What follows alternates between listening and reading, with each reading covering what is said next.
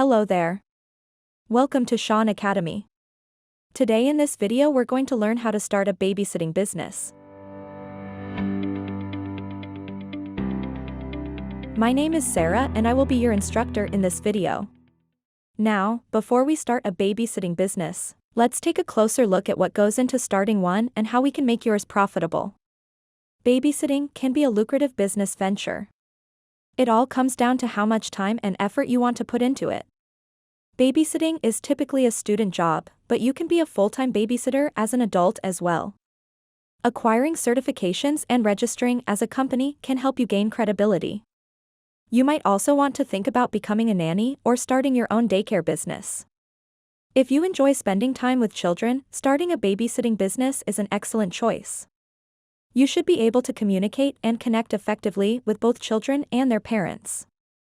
Babysitting duties such as watching children, playing with them, and preparing food for them are all part of a babysitting business. However, as a business, you will also need to perform other tasks. To attract more customers, you'll need to market and advertise your company.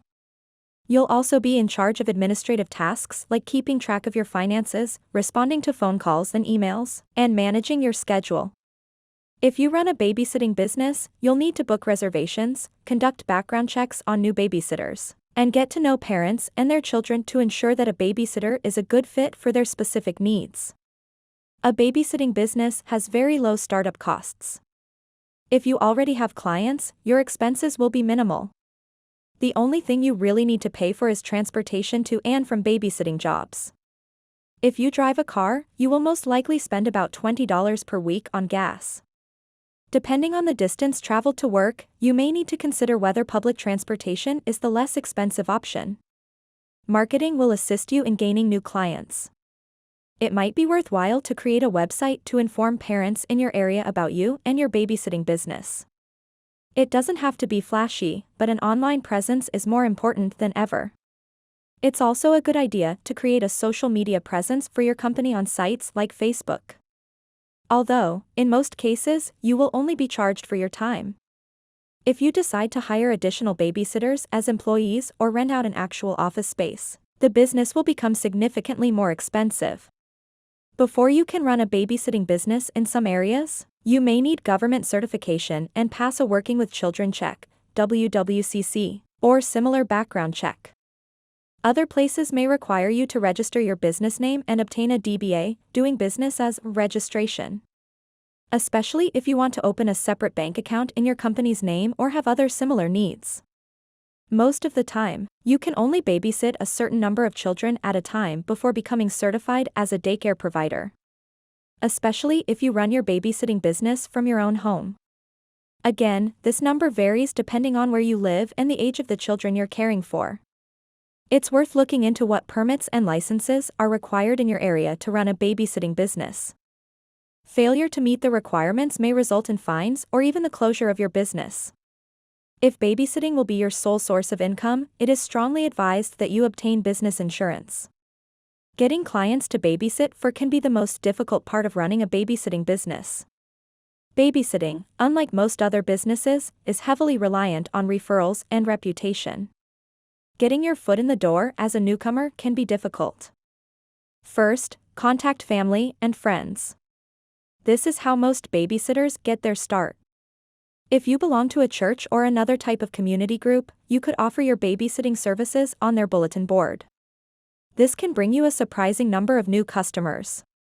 You can try online resources after you've exhausted all of your personal networks.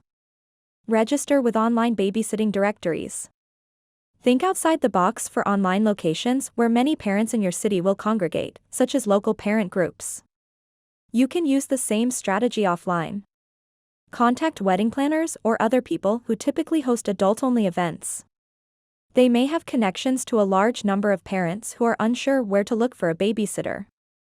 If you've built a good reputation, you should eventually have a satisfied clientele that returns for your babysitting services on a regular basis. If you start getting more requests for babysitting services than you can handle, you should consider hiring an employee or partnering with another babysitter. It is possible to run a successful babysitting business on your own, and hiring a team adds a layer of complexity that many sitters do not want to deal with. If you enjoy being a babysitter but dislike the idea of being a manager, it is perfectly acceptable to never hire any employees and do everything yourself. If you're constantly swamped with work, it could be an indication that your prices are too low. Try gradually raising your prices until demand begins to decline.